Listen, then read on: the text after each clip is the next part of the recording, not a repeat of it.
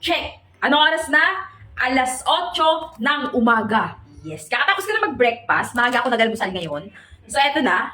So, yung mga nakasubaybay before ng mga videos ko, yes, sinabi ko doon na every morning talaga akong umiinom ng liver marine na to. Ano ba to kasi? Ano ba kasi yan si liver marine na yan?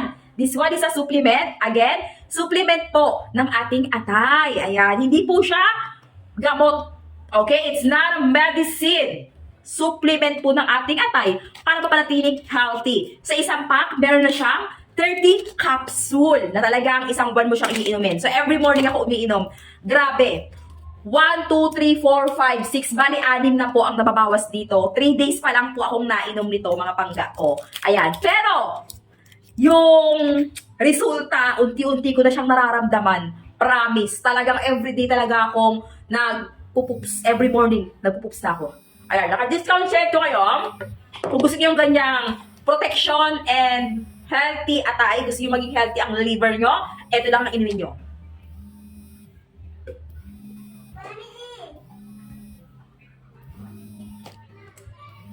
Lagay ako ng link dyan sa baba. Kung gusto niyo ito subukan, FDA approved, yes na yes.